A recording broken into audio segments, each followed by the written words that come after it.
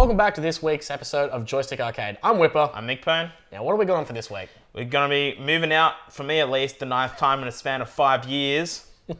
See this look on my face, how happy I am? No, this game's great. Moving out from Team 17 looks like an absolute laugh. Can't wait to get into it. And slip on your trucker hats and prepare to danger the hazardous terrain of Snowrunner. And we've also got a very important announcement at the end of this video, guys, so make sure you stick around to the end, as y'all need to tune in.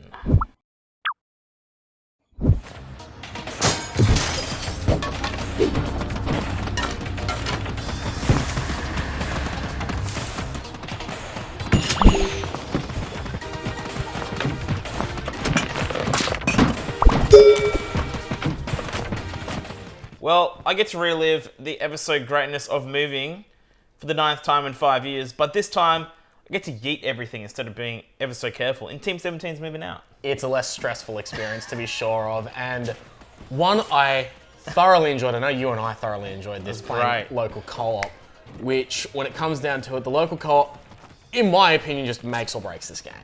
Yeah, this game, from its fundamental core, is a party local co-op game. You sit on the couch with your mates, yeet furniture into a truck, yeet the person who you're moving their house into the truck, and take it off to the next one. Insurance will cover everything. It's all good in the hood. But this game is just fun. It's just fun in its purest form. I love it. Yeah, it seems to be set in the 1980s, which I love. You're introduced right at the start of the game with this terrible, old as all hell company training video on how to yeet your furniture in the truck. Yeah. And I just love how it just memes on the fact of insurance. Damage? Who cares? It's like you get to be Australia Post and Star Trek both at the same time.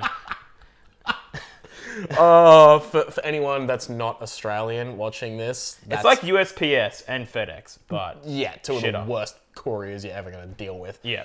Now, you did say it's fundamentally a couch co-op game. Now, I would agree with that 100%. The problem with this is, if you're playing it on your own, I feel you're going to get bored in about 10, 15 minutes tops. To me, and you and I discussed this quite a bit, this game would be way better on the lounge, big TV, four mates come around, drinks, junk food, and you just have a great time. And if you really want to go hard mode, make a drinking game out of it. Yeah, this game would be an awesome drinking game, to be honest, and you'd be able to get smashed and have a jolly good laugh of a time. But look, all in all, I mean, there's not really much to say about it. It's just yeeting furniture into a truck, doing it in as the quickest times possible. You also get awards and achievements for, I guess, doing certain challenges, like, make sure you don't break any windows, or, you make sure you put the owner of the house into the truck. But look, it's just fun. There's nothing else to really say apart from it's just fun. And it's great with mates, and it's an awesome game that you can just play on the Friday nights, get some pizza, get some beers, and just, chill out. So I'm going to give it a 8 out of 10. I agree. Plus, the ability to actually create your own characters and unlock more characters as you play the game just refreshes it. So you can start off as a cat with an eye patch, or a waffle toaster spitting out waffles out of your head. I was just like, okay, next thing I know, there's a waffle hitting me in the face. It was a fun time. I'd say 8 out of 10 as well. In my opinion, to make it even better, alcohol required. Welcome to this week's Off the Shelf, where we go through any of our latest pickups and golden finds, show them off to you, as well as give it a bit of a retro review if we've got a little bit of time. Yeah, that's right. What have you picked up this week, Whipple? This week, I've got a couple of items. I'll kick off with one that you've got in your collection. Yes. Dragoneer's Aria. I picked this one up cheap. It was actually retailing for about 30 bucks online, but then dude dropped it down to 15. I'm like, yeah, okay. I can see why he dropped it down to 15 though, because no manual. Yeah. I'm a little sad about that. But other than that, rest of the case and the game's in pretty good condition. I'll give the case a bit of a once-over once I've got some cleaning equipment on the way.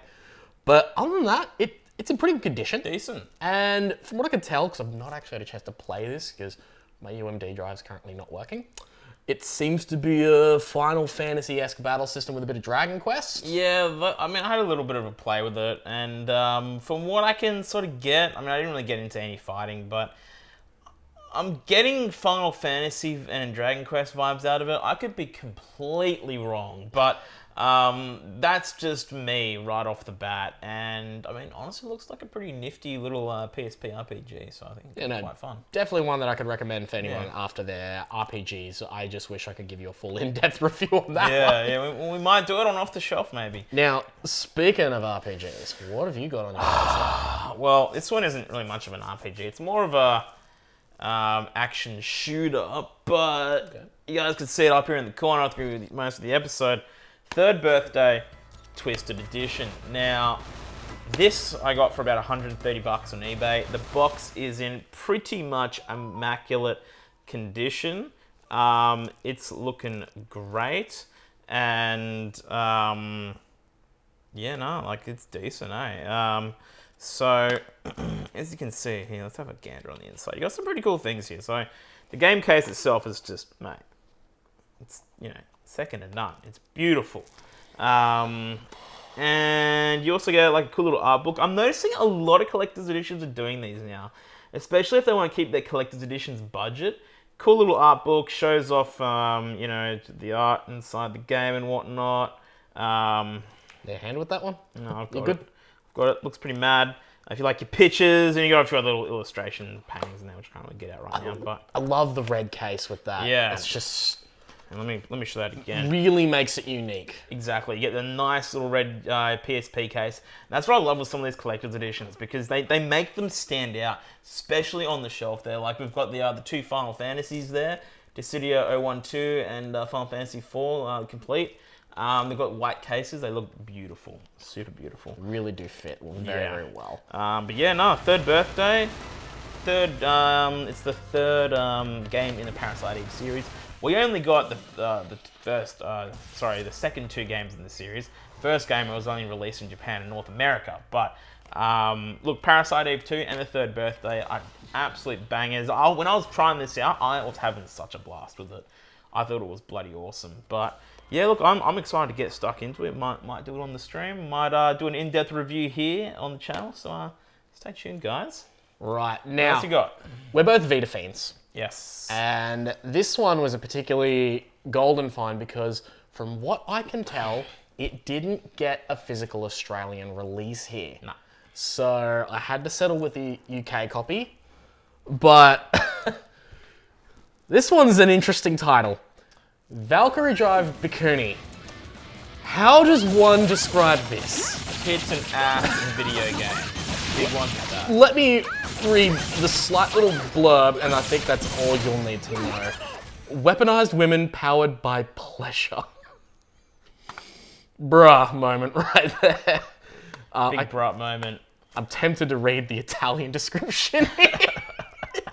But look, it's done by the creator of the Senran Kagura series. If you know what Senran Kagura is, you're pretty much You're already at home. You know what to do, and you've got lots of good. Let's just say plot, lots of plot, and Friday night bank material. So yeah, it looks like a fun game, honestly. Like it is available on gameplay-wise. PC if you prefer to play it in its 1080p gloriousness. I would not know how that runs. Yeah, look. But remember, guys, mods. Mods, yes, mods. We don't go into detail on the mods. We'll let you use your imagination for that, but mods. This one was a more expensive title. This actually came sealed. I unsealed it to actually get some gameplay.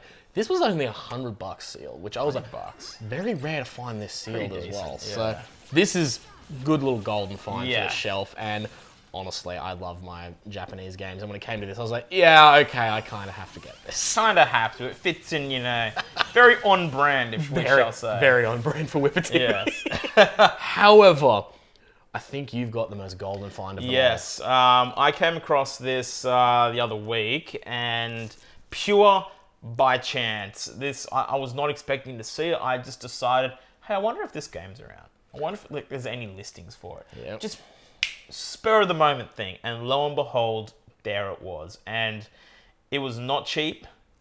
It was quite expensive. This is the most I've ever spent on a single video game in my entire life. Non-collector's edition, mind you, because that Doom one's probably the most expensive I've done. But this is just for a single game. It is insanely rare. I only know one other person who has this type of copy in the country, as far as Australia is concerned. But what we have here, and I'm going to pull it out from behind me because I've got nowhere else to really hide it, is the Australian copy of Danganronpa 3 Killing Harmony. Now, I want to press really hard. The Australian copy of this is pretty much impossible to find. And they go for a high price purely because of the extremely low run they had for the Vita. This came out in 2017 and the Vita was pretty much dead in this country then. So you can sort of see why this had such a low run. There is a PS4 version which is a lot easier to find and doesn't go for anywhere near as much as this. But this pretty much completes the Danganronpa series for me. I've got 1, 2 Ultra Despair Girls and now this. And I'm very excited to get stuck into them and actually play the series from start to finish because they look pretty fun. It is fun. As someone that's played through the first 3 games of that, I've got to say you're in for a ride. Awesome. I seriously cannot wait. And yeah, this is one of the gems we've got in the collection here. I would like to consider it an exotic, if you will. Yeah. For now, at least. But yeah, the Australian copy of Danganronpa 3 Killing Harmony, it's not an easy one to find. And if you do find it and it's at a reasonable price, and you can define what reasonable is, I honestly think I probably paid a bit too much for this than I should have, but I knew I was not going to see this again. I knew if I didn't buy it right then and there, someone else would have, and that would have been it for like the next 2 years probably. So exactly. I'm still searching for this particular copy myself. Yeah. So I know I'm going to be looking for a while. Yeah. And I reckon as the years go on, that's just going to go up in price. Yep. And we've even checked this with local Australian collectors, and they were like, holy crap, that is hard to find. Oh, yeah. So you Americans might go, oh, I see that on Amazon all the time. It's only $50. Again, very limited for Australia. Yes. This is practically a launch edition. Pretty much is a launch edition. We didn't get the day one sort of thing here for the Vita, I don't think. We got it for the PlayStation 4. Yes, that's right. But as far as the Vita is concerned, this is pretty much what you got. And yeah, the quantity of copies that were sold were extremely low. I'm kicking myself for not picking one up at launch. Look, I mean, I didn't even know this series existed back then. But, you know, that was another time when I was a bit more naive. But look, it's a prize one to have, and I'm excited to check out the series.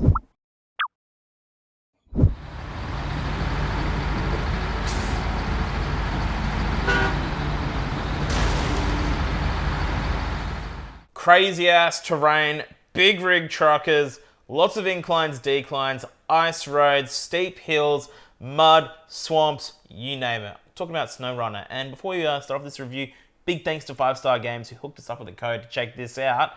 Now, this is quite different from your typical truck simulators. It's more focused about conquering the terrain rather than driving the trucks per se. That's right. Slip on your big rig trucker hats because you've got a plethora of vehicles to choose from here, ranging from your really simple Chevy 4-wheel drive pickup trucks, ranging all the way from what I could tell Hummers, something like that, yeah. And then ranging up to your loaders, like your old Chevy trucks, going all out to some big boy semis, and from what I can tell, B-doubles.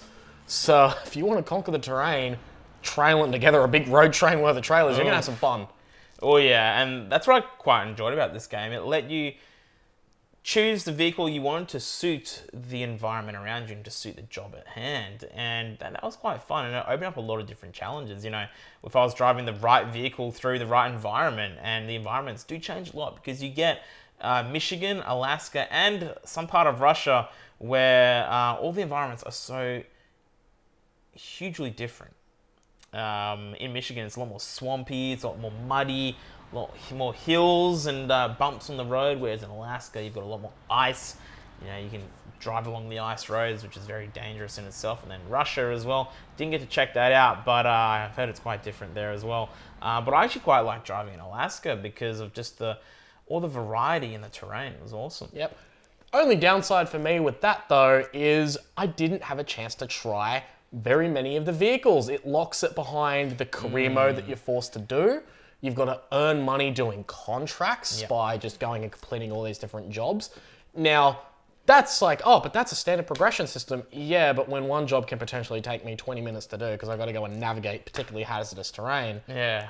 I've got to try and grind for money to buy all these different cars. I kind of wish that it would allow me to try one of the vehicles and send me to like a test track and say, try this mud track or try this snow track to see how the vehicle handles there, so I know if I want to buy it or not. Exactly. I would have liked that too.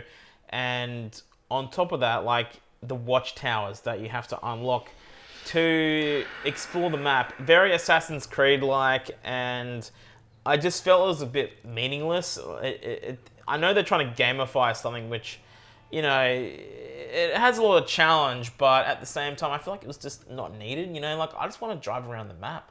I just want to drive around and explore and, you know, go on just different terrain that I see. And I don't want to have to go to these bloody watchtowers to unlock parts of the map. It just seems unnecessary. Yeah, and if you're speaking about how they're trying to gamify something, they're already doing that with the winching part of this. Yes. I mean, that was interesting nonetheless. People actually do that for a sport, which amazes me. Yeah, look, that's a whole other story. I found it personally frustrating because I spent about an hour just trying to winch myself across this one spot to get to this one specific watchtower. It started not being fun 10 minutes in. Yeah, it got a little bit tedious. And there is an online co-op mode as well where you can get your mates in and you can do deliveries and missions together, which is really cool. We didn't get a chance to check that out. But look, for me, it's a fun game which you can relax back to, but something I wouldn't take too seriously. There are more serious trucker games out there like Euro Truck Simulator and American Truck Simulator. This is more of a, I guess you'd say, simplified version of that, which you can sit on the couch, fire it up, and have some fun for maybe 20 minutes, half an hour. It's not something I would, you know, dump hundreds of hours into. But look, I mean, all in all, it's a pretty fun game, and it's something which doesn't really offer a lot at the start, but it maybe gets deeper further in. But for me, I'm going to give it a 6.5, as didn't quite strike it with me. But again, I liked what I saw, but it kind of left me wanting more. Yeah, it's not a game I would just dump hours into, and it meets a very, very specific market. So from me, look, it's not a bad game by all means. What I played was actually quite solid, but it's gonna get a 6 from me just because I struggled to get into it. Clearly not the game for me, but maybe you're into that four-wheel driving. Maybe you're into getting down and dirty in the hazardous terrains.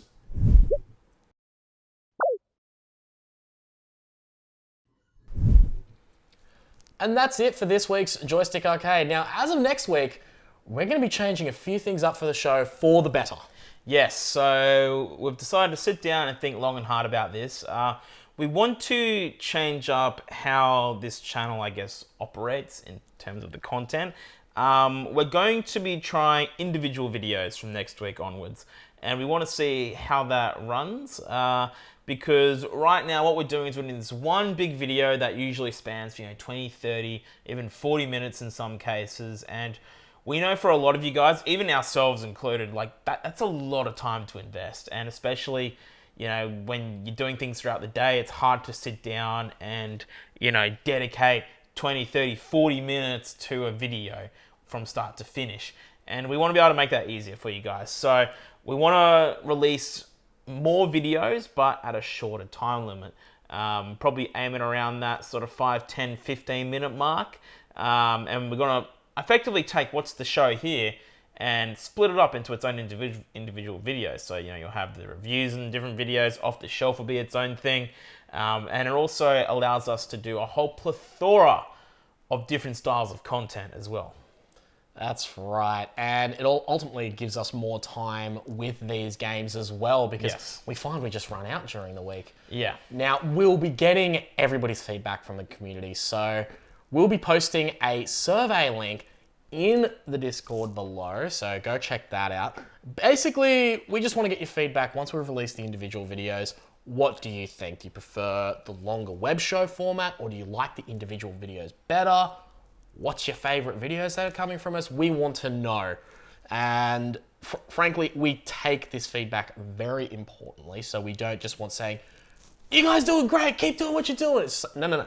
We want Be feedback. honest. Be honest with us Like, because it's really important. We want it raw, we want it honest, and like if we're doing a shit job and we suck, I want to know that we suck. Like if you're this close to slapping the thumbs down, I want to know why and what we can do to make you smack the thumbs up. So let us know in the comments below, you know, how you feel about these styles of videos. If you want to see, you know, longer videos or if you prefer the shorter videos. And again, as Upa said, check out Discord for a link to the survey which we're going to put out. And we just want to get a bit more of a in-depth, I guess, understanding of, from you guys rather, what you guys prefer in terms of content from this channel. 'Cause we want to be able to put out the best content we can, not half-ass it, and allow you guys to consume more of it. But until then, I guess we'll be seeing you next week and a number of other videos now. Yeah, so don't know what's happening next week. We haven't even planned it yet. So at the time of this video going out, which hopefully be soon-ish, I'm already running late as it is. Yeah, we'll have some other videos planned for you guys. They'll be individual, they'll be shorter, and lots more fun. So stay tuned for that, guys. Make sure you like, comment, and subscribe. Smack the notification bell if they still even do that these days. Probably not. You don't have to. It's not required. But as always, guys, stay awesome. We'll see you guys in the next video. Catch ya.